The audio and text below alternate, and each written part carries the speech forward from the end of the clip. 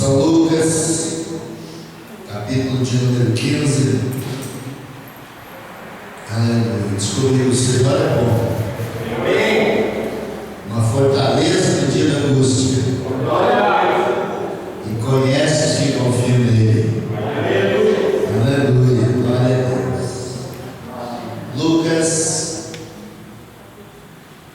capítulo de número 15.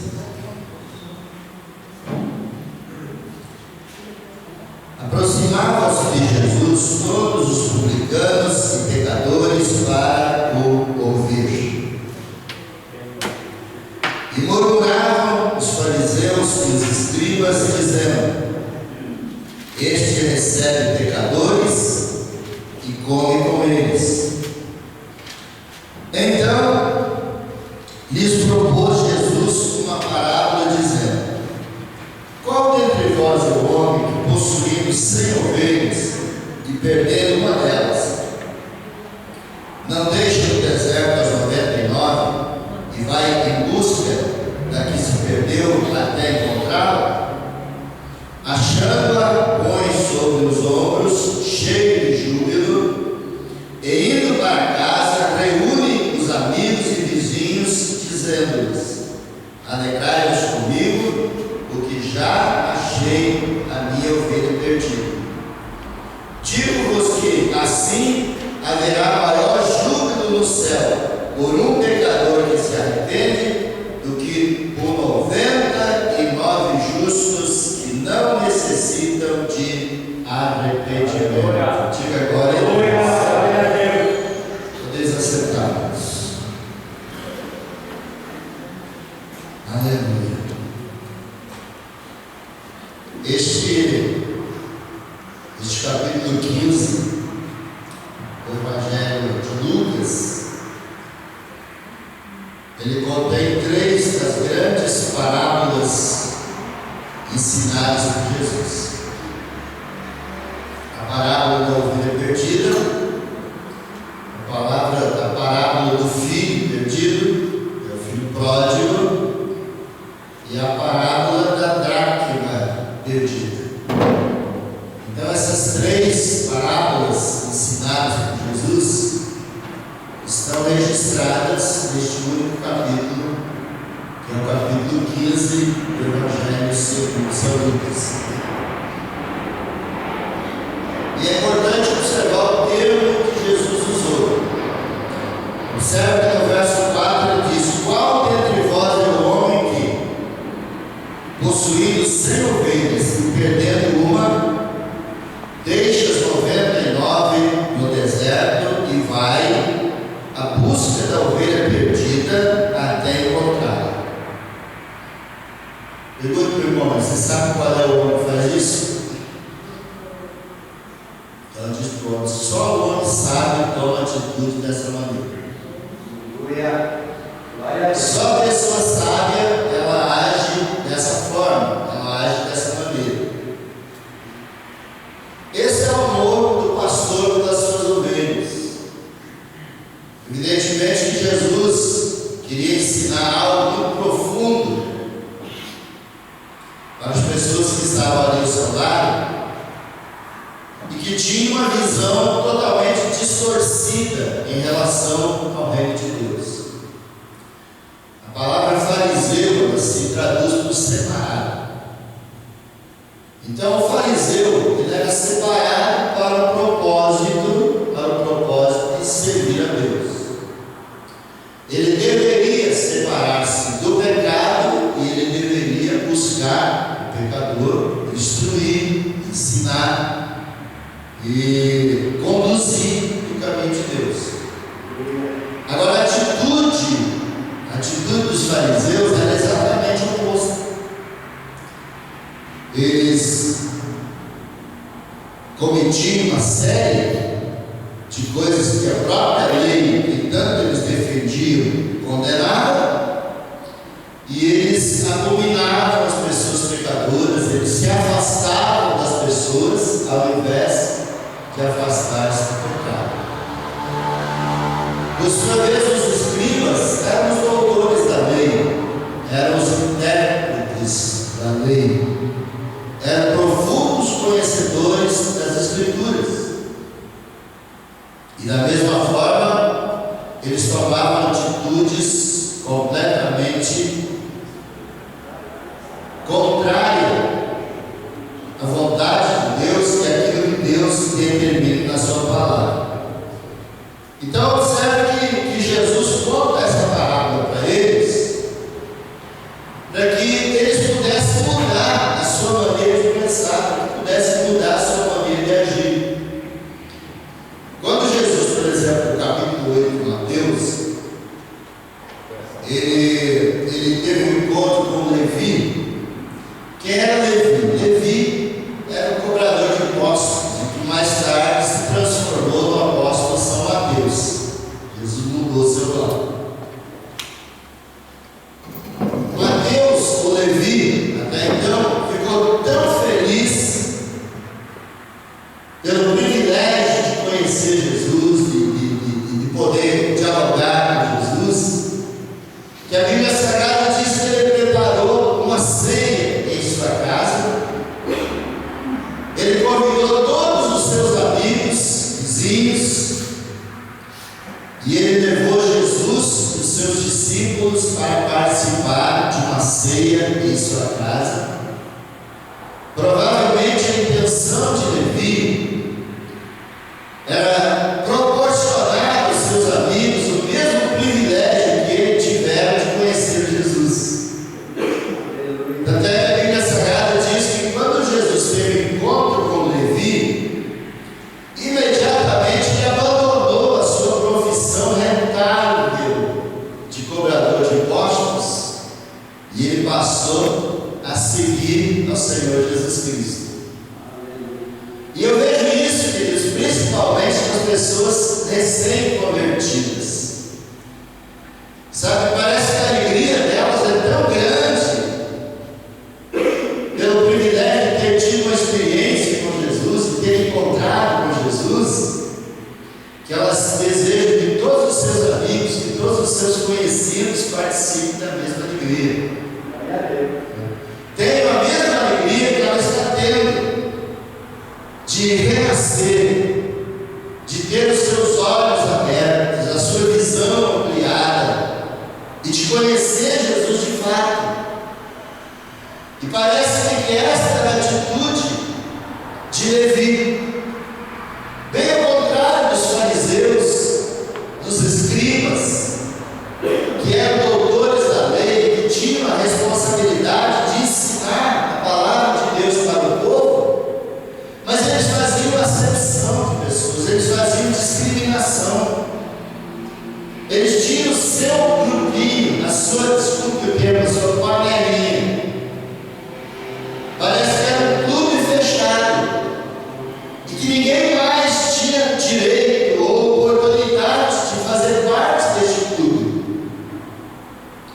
Então, como eles estavam censurando Jesus, porque Jesus comia e bebia com pecadores, um dia, quando chamaram Jesus de rei, os próprios sacerdotes escarneceram de Jesus, dizendo que ele era rei de ladrões, de bêbados, de endemoniados, de prostitutas. Mas Jesus disse, Marcos 10:45,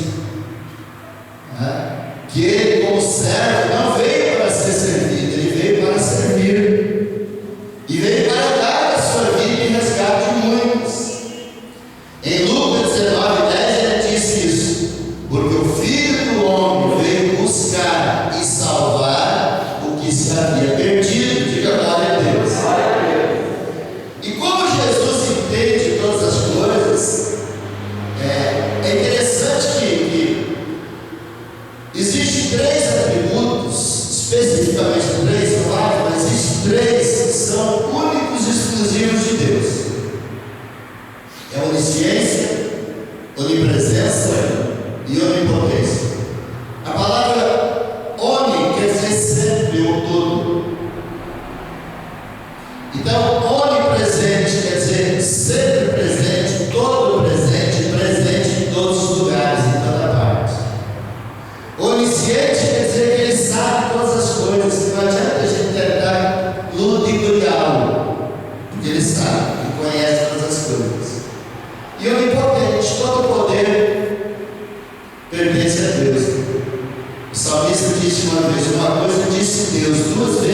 ouvi que o poder pertence a Deus. Diga glória a Deus. Quando Jesus esteve aqui na terra no corpo de carne, ele perdeu um desses três atributos. Ele perdeu a sua onipresença. Ele não podia estar presente em 2 ou 3 lugares ao mesmo tempo. Ele estava limitado no corpo de carne. Então, durante os seus 33 anos de vida, ele perdeu esse atributo. Mas ele não perdeu a sua onisciência. Ele sabia todas as coisas. Tanto é que várias vezes a gente lê nas Escrituras alguém chegando dizendo: pô, mestre, Jesus olha para ele: por que está me experimentando, hipócrita? Capítulo 3 de João, por exemplo, o doutor Nicodemos, que era o príncipe de Israel, era o juiz da Sinédrio, era uma grande autoridade. Ele chega para Jesus e diz: bom mestre, bem sei que és mestre vindo de Deus, porque ninguém consegue fazer as coisas que tu fazes se Deus não fores com ele. Dá a impressão assim que ele inflou o balão de Jesus, né? Que ele encheu a bola de Jesus, esperando que Jesus o elogiasse, que Jesus dissesse: poxa, você conhece as coisas, você é uma pessoa inteligente, sábia, né? Extraordinária. Mas a Bíblia diz que Jesus olha para os olhos do doutor Nicodemos e diz: se você não nascer de novo, você não pode sequer ver o reino de Deus. No verso 3 de João 3. Aí no verso 5 ele diz: quem não nascer da carne, do sangue, não pode entrar. Ou seja, quem nasce da carne é carne, quem nasce do sangue é sangue. Agora, se você não nascer de novo, disse Jesus, você não pode entrar no reino de Deus. Claro que aquilo causou a Nicodemos uma admiração. Ele ficou assustado diante do ensinamento que ele mesmo não entendia. Ele falou: Senhor, como pode isso? Jesus disse: você é o príncipe de Israel, você não entende isso, Nicodemos? Eu estou te falando de coisas materiais, naturais, você não entende. Como é que você entenderia se eu te falasse das espirituais? Então Jesus foi falando para Nicodemos. Quando chegou lá no versículo 14, vou citar para vocês 14, 15, 16, 17, tá? Versículo 14 de João 3, Jesus disse: Nicodemos, assim como Moisés levantou a serpente no deserto, assim pode que o Filho do Homem seja levantado. Verso 15: para que todo aquele que nele crê não pereça, mas tenha a vida eterna. Verso 16: porque Deus amou o mundo de tal maneira que deu o seu Filho unigênito, para que todo aquele que nele crê não pereça, mas tenha a vida eterna. E verso 17: porque Deus enviou seu Filho ao mundo, não para que julgasse o mundo, não para que condenasse o mundo, mas para que o mundo fosse salvo por ele. Diga glória a Deus. Então era isso que Jesus ensinava para as pessoas, queridos. E é isso que nós devemos passar para as pessoas. Nós devemos esquecer de quem elas são, quais são os erros que elas cometeram, continuam cometendo. Vamos falar de um Deus que as ama, de um Deus que se preocupa com elas, que se importa com elas e que tem algo melhor para oferecer. Diga glória a Deus. E Jesus estava sempre rodeado, né? É o que diz o verso 1 de Lucas 15, lemos? Que Jesus estava cercado de publicanos, de pecadores, pessoas de todas as classes sociais, de todo tipo de credo e religiosidade, que vinham de todos os lugares, de todas as partes, porque eles gostavam de ouvir Jesus. Diga glória a Deus. Devia ser fascinante ouvir Jesus, né? As palavras de Jesus alimentavam as pessoas. Na primeira multiplicação dos pães, a Bíblia diz que já fazia 3 dias que o povo estava lá ouvindo a Jesus e não se retirava nem para fazer lanche. Estava lá sentado no enchendo seu coração. Glória a Deus. Mas como Jesus estava cercado de pessoas de todo credo, de toda classe, todo tipo de religiosidade, os pseudo-santarrões estavam ali não para ouvir Jesus, não para alimentar o seu espírito, mas eles estavam ali para criticar, para zombar. Eram murmuradores de plantão. Diga, Deus me livre de ser um murmurador de plantão. Aquele grupo estava ao lado de Jesus só para murmurar. Aí você diz, poxa, mas será que pode acontecer assim? Irmão, tem gente até hoje que vem na igreja só para olhar como é que o outro se veste, só para criticar a forma que a pessoa se veste, como é que ela penteia seu cabelo, se ela usa joia, se ela usa joia. Gente que está perdendo tempo, irmão. Está perdendo tempo de ficar em casa. Vir para a igreja fazer isso, está perdendo tempo. Mas como Jesus é educado, Jesus não censurou, Jesus não foi indelicado, Jesus não agrediu.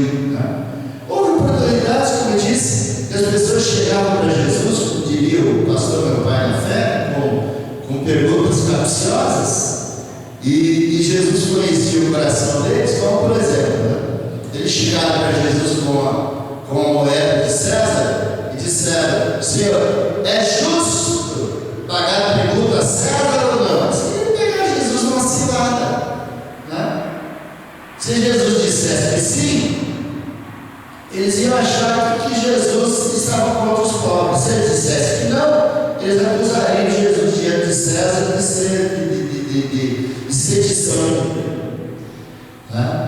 Então Jesus sabiamente pergunta a eles, vocês têm uma moeda? E eles trazem uma moeda para Jesus. E Jesus olha a moeda dos dois lados, pergunta o que é e finge inscrição. Ou seja, o que é esse rosto aqui na moeda? De César, Senhor. Pois então, dai a César o que é de César e a Deus o que é de Deus. Aleluia. Quando a pecadora foi trazida diante de Jesus, arrastada pelos cabelos, humilhada, envergonhada, tirada diante de Jesus, disseram, olha, ela foi apanhada no ato de adultério, e a lei manda que as tais sejam apedrejadas. Tu, pois, o que dizes? Se Jesus dissesse, atire pedra nela, Jesus iria contra tudo aquilo que ele pregou a vida toda, porque ele sempre pregou amor e perdão. Se ele dissesse, não atire pedra, eles diriam, você não conhece coisa nenhuma, porque você está contra a lei, e a lei manda que as tais sejam apedrejadas. Parece que Jesus estava numa saia justa, parece que Jesus não tinha saído. Então Jesus olha ao redor deles e diz o seguinte, aquele entre vós que está sem pecado, seja o primeiro a tirar a pedra contra ela. E a Bíblia diz que Jesus se abaixou e ficou escrevendo no dedo da terra. Eu não sei o que Jesus escreveu lá. Alguns teólogos acham que Jesus estava escrevendo os pecados deles. Eu não acredito. Eu não acredito que Jesus nunca acusou ninguém. E se Jesus estivesse ali escrevendo as falhas deles, os erros deles, Jesus estaria procedendo da mesma forma que eles, da mesma maneira que eles. Eu prefiro crer que Jesus estava escrevendo ali a respeito do amor, do perdão, da misericórdia. O fato é que a Bíblia diz que, começando do maior até o menor, todos se retiraram. E então Jesus olha para a mulher e pergunta, filha, ninguém te condenou? Ela disse, ninguém, Senhor. Ele falou, nem eu te condeno. Amém? Vai e não peques mais, disse o Senhor. Então aqui eles estavam acusando Jesus. Diziam, poxa, mas se realmente ele é mestre, se realmente ele é uma divindade, ele deveria saber que essas pessoas que estão cercando, que estão à sua volta, são publicanos, são pecadores. Eles não observam a lei como nós, eles não são circuncidados como nós, eles não passaram por para ser incluído no judaísmo, como é que Jesus pode estar gastando tempo com esse tipo de gente? E como Jesus entendeu o que é que eles estavam pensando, Jesus então contou a história das 100 ovelhas. Ele disse: havia um homem que tinha 100 ovelhas, e uma delas se perdeu. E ele então deixou as 99 em segurança, e ele saiu procurar a ovelha perdida. Quem sabe Jesus tenha ampliado, porque a Bíblia ela foi escrita de forma resumida. O apóstolo São João diz que se todos os milagres que Jesus realizou fossem escritos, nem no mundo caberiam os livros. O mesmo apóstolo João diz que aquilo que foi escrito para que creiamos que Jesus é o Cristo, e para que crendo tenhamos a vida eterna. Diga glória a Deus. Mas então foi escrito de uma forma resumida. Quem sabe Jesus disse: olha, o pastor ficou preocupado. Ele não sabia se a ovelha desgarrada tinha caído no buraco, quem sabe quebrado uma perna, ficou impossibilitado de acompanhar o rebanho. Quem sabe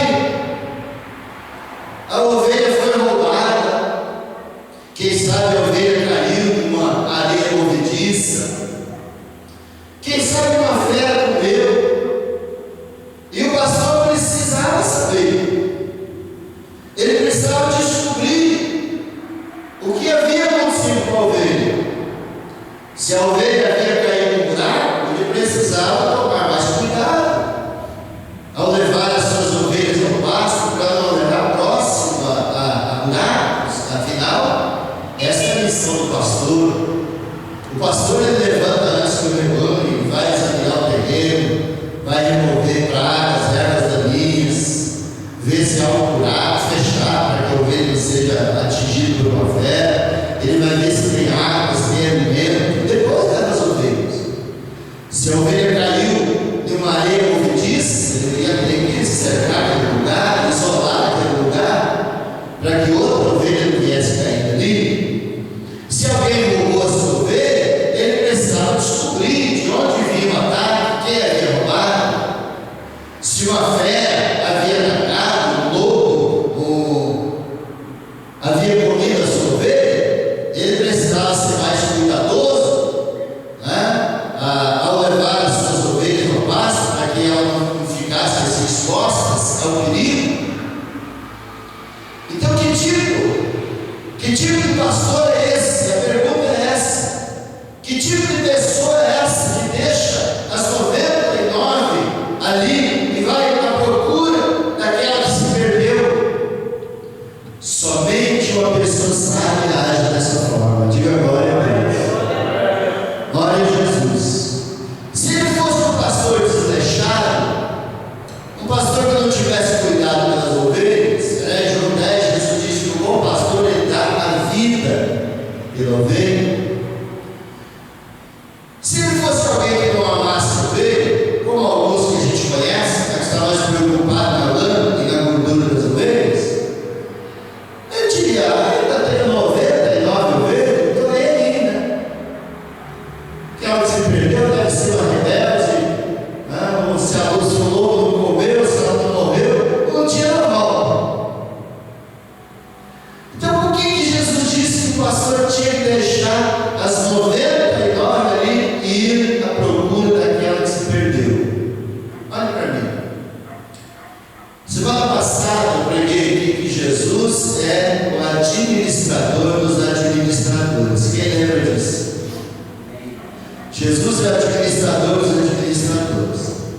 Na multiplicação dos pães, depois que mais de 5.000 homens, além de mulheres e crianças, supomos que houvesse ali mais de 20.000 pessoas, se alimentaram dos 5 pães e 2 peixinhos, Jesus ordenou: agora recolham as sobras para que nada se perca. Então diz para o irmão: Jesus não admite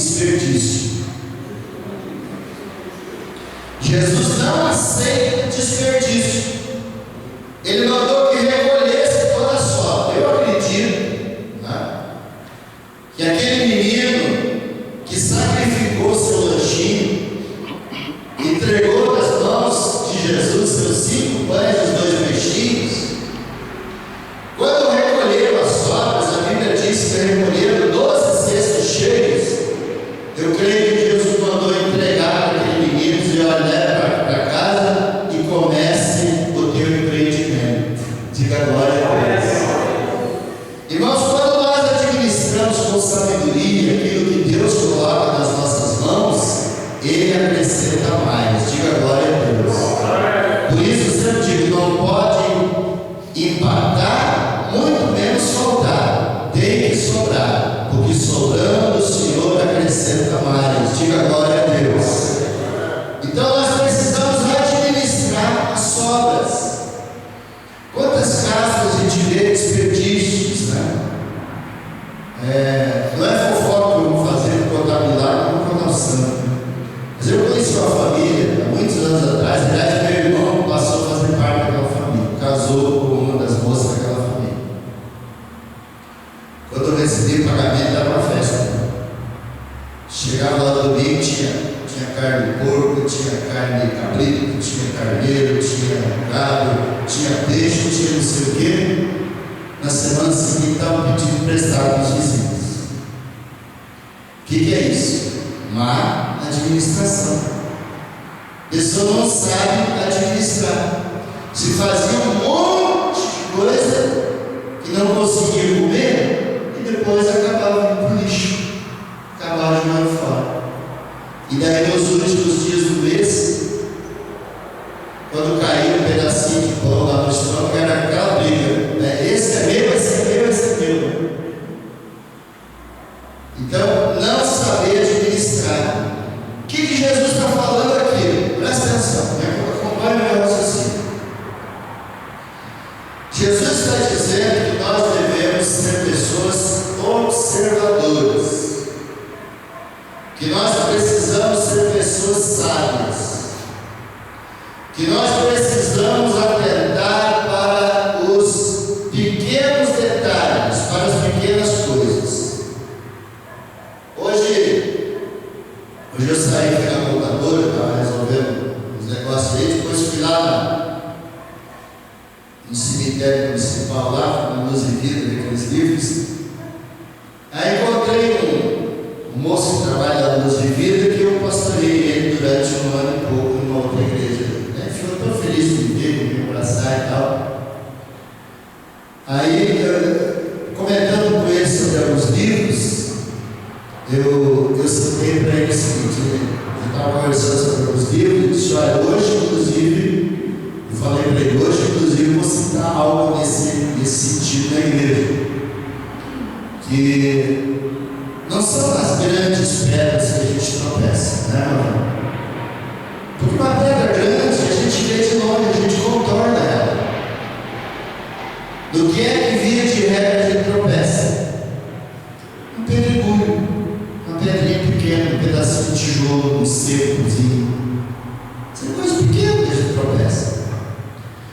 Então o que Jesus estava ensinando para nós, para os fariseus, saduceus, escribas e extensivo a nós? Jesus estava dizendo: olha, se você não se preocupar,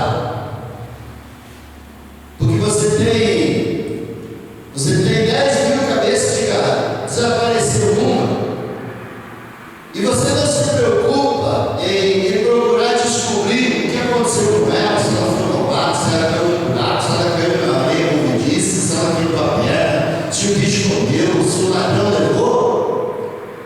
É uma questão de tempo para as outras 99 passar por aquele lugar e você acaba perdendo as 99. Quem está entendendo? Então é por isso que Jesus está dizendo que só o homem sábio é que deixa os 99 em segurança e vai procurar aquela que se desgarrou. Mas o homem insensato, aquele que não tem sabedoria para administrar aquilo que Deus coloca na sua mão, somente depois que ele perder as outras 99 é que ele vai abrir os olhos e vai dizer: pois é, eu não tenho mais nada, estou quebrado, estou falido, perdi tudo que tinha. Por quê? Porque ele não se preocupou em descobrir a razão por que uma das suas 100 ovelhas se desgarrou. Vamos olhar para uma lagoa, por exemplo. Você tem uma lagoa com milhões, com bilhões de litros de água, e na tua lagoa existe um pequeno vazamento. Aí alguém te alerta de que há um pequeno vazamento na sua lagoa, no seu açude, onde você tem as suas carpas, você tem os seus peixes, suas tilápias. E você se senta lá e diz: a minha lagoa tem bilhões de litros de água, um vazamentozinho significa para quem tem tanta água. Jesus está dizendo: se você não verá o vazamento da tua lagoa, é uma questão de tempo para você perder todo o teu açude. Vai minando, vai minando, vai minando, e quando menos você se aperceber, ele estourou. Por que tem tanta empresa que falha, né, pastor? Que tem tanta empresa que quebra? Metade das empresas que abrem e fecham antes de 2 anos. Mas empresas que já estão no mercado há muito tempo acabam falindo, acabam quebrando, acabam pedindo concordado. Por quê? Falta de sabedoria na administração.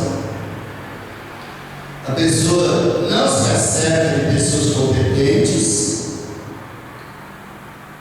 e de repente ele não acompanha de perto o que está acontecendo, e tem um vazamentozinho aqui, tem um vazamentozinho ali, tem outro vazamento lá, e quando ele vai abrir os olhos, a empresa dele já quebrou, a empresa dele já faliu. Quem está entendendo? Era isso que Jesus estava ensinando. Por que tem tanto casamento que se transforma em divórcio, em desquite? São as pequenas coisas. São as pequenas coisas que não se observam. Nós, os homens, nós ficamos olhando sempre para coisas grandes, né? Nós ficamos assim com muitos sonhos, coisas altas. A mulher não, ela já é detalhista. Ela já olha para as coisas pequenas. E às vezes nós estamos preocupados, né? Fazendo planos e rascunhando e pensando em coisas grandes. E a mulher quer discutir as coisas pequenas e a gente se irrita com ela, né? A gente fica nervoso com ela, porque a gente quer fazer coisas grandes e de repente ela está se preocupando com pequenos detalhes, com coisinhas pequenas. Nós, os homens, não ligamos muito para aniversário, quando a gente completa anos, quando o aniversário de casamento, aniversário de sei o quê. Para a mulher isso é importante. Para a mulher isso é importante. Eu li sobre a esposa de um dos presidentes dos Estados Unidos, que ela ficou 8 meses no fundo de uma cama só para chamar a atenção do marido.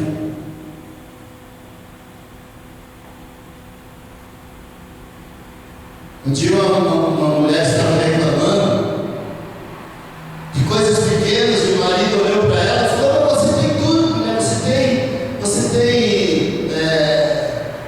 200 pares de sapatos, você tem roupa que você não usa, você tem isso, você tem aquilo, você tem motorista particular, você tem não sei o quê."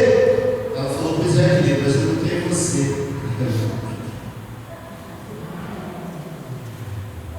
Vou encerrar contando uma dica de Natal Guarda. Mas teve um cidadão, um empresário muito próximo, que ele perdeu a esposa dele para o motorista. Essa é a verdade. Perdeu a esposa para o motorista. Aí ele estava reclamando dos amigos dele: "Poxa, minha mulher tem tudo, meu pai. Minha mulher tem o carro do ano, minha mulher tem a roupa que ela quer, ela tem o calçado que ela quer, ela tem a joia que ela quer, ela tem não sei o quê." Você sabe por que ela me trocou pelo motorista? Porque o motorista abria a porta do carro para entrar. Um dia no centro da cidade, estava andando um casal, né? gente.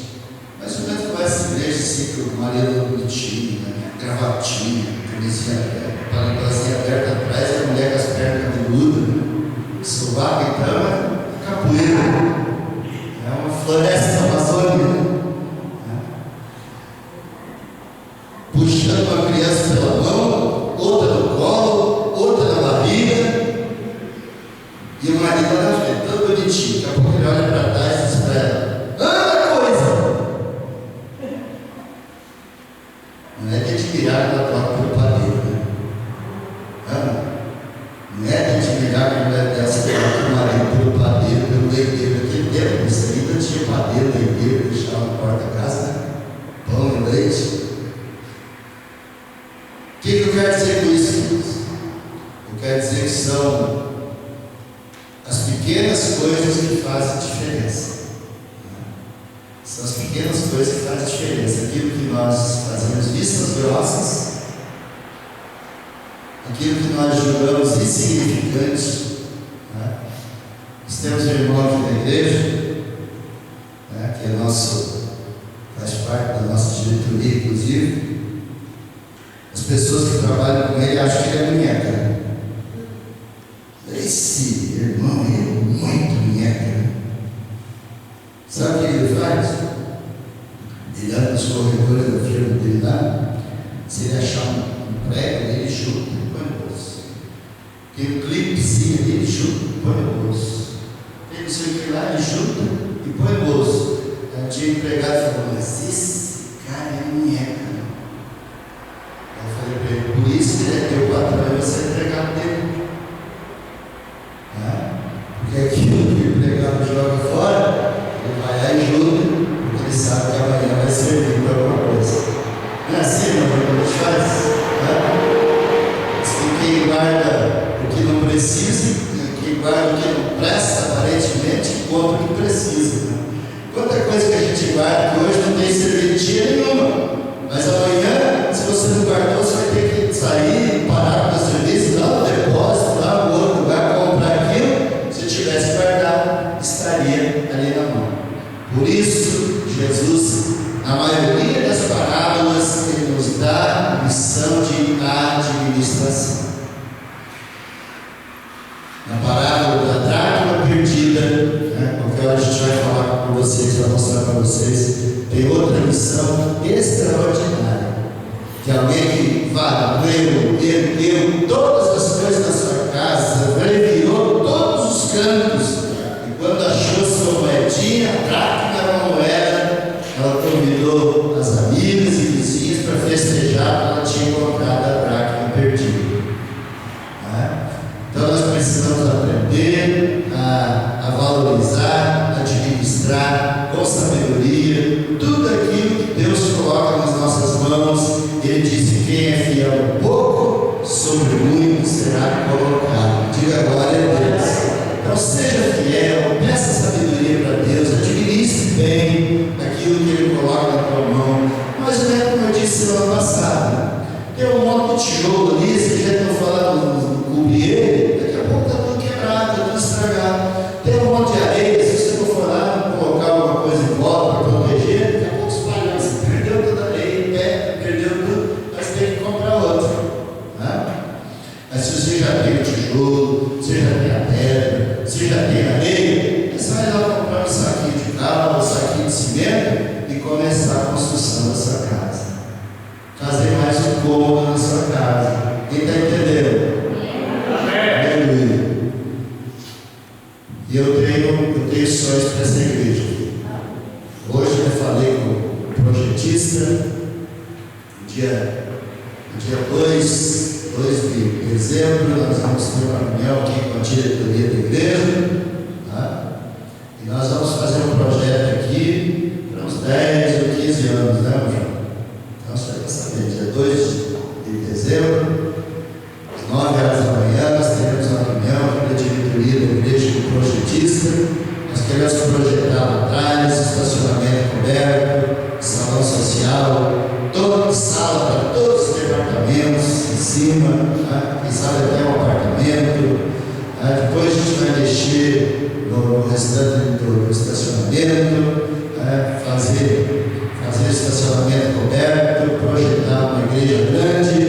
Se Deus me der mais uns 10, 15 anos para trabalhar, nós vamos fazer esse projeto para a glória dele. Amém? Aleluia. Agora nós precisamos começar, e nós precisamos economizar, aplicar com sabedoria tudo aquilo que Deus colocar na nossa mão. Jesus disse: recolham todas as obras, eu não quero desperdício. Diga amém. Glória a Deus. Vamos orar para Deus nos dar sabedoria? Vamos ficar de pé. Vamos orar para Deus nos dar sabedoria, para nós administrarmos tudo que Ele tem nos dado e tudo que Ele irá nos dar. Porque se Ele vê que nós estamos administrando com sabedoria, Ele vai confiar mais. Amém? Amém? Não é assim que o patrão faz? O patrão fica observando o empregado. Se ele vê que o empregado é cuidadoso, é caprichoso, administra bem, cuida bem das coisas, ele vai calculando os degraus. Se o empregado é relapso, quando dá o horário, ele larga as ferramentas sujas, cheio. No outro dia, quando chega, a ferramenta nem funciona mais. Abandona tudo e vai embora. Você acha que o patrão vai dar uma gerência para ele? De forma nenhuma. Então, vamos pedir que o Pai Celestial nos dê sabedoria. Amém? Pai querido, em nome de nosso Senhor e Salvador Jesus Cristo, nós pedimos que o Senhor nos dê a mente de Cristo, que o Senhor nos dê os sentimentos de Jesus Cristo, que o Senhor nos capacite, nos dê a capacidade de 1000 homens para administrar como o Senhor deu para Davi. Nos dê a sabedoria de 1000 homens como deu para Salomão. Nos dê a força de 1000 homens como deu para Sansão. Deus querido e santo, toma cada um de nós nas tuas mãos, abençoa, meu Deus, o teu povo de uma forma especial, de uma forma maravilhosa, que aonde pisarmos a planta dos pés, ou tocarmos a palma das mãos, dê certo, vá para frente, prospere, em nome de nosso Senhor e Salvador Jesus. Pai querido, que esta parábola das 100 ovelhas possa ficar gravada profundamente em nosso coração, e que ainda que amanhã depois tenhamos uma igreja aqui com 1000 membros, com 2000, 3000, 4000, que a gente venha se preocupar com uma pessoa que se desgarrou, que deixou de vir na igreja, meu Pai, que a gente possa procurar descobrir aonde ela está e por que ela saiu, que este amor esteja no coração de todos os pastores, de todos os obreiros e de todos os membros dessa igreja, meu Deus, que nós possamos cuidar uns dos outros, nos preocuparmos uns com os outros, porque a tua palavra diz que bom e agradável é que o teu povo viva unido. Abençoa-nos, Pai, em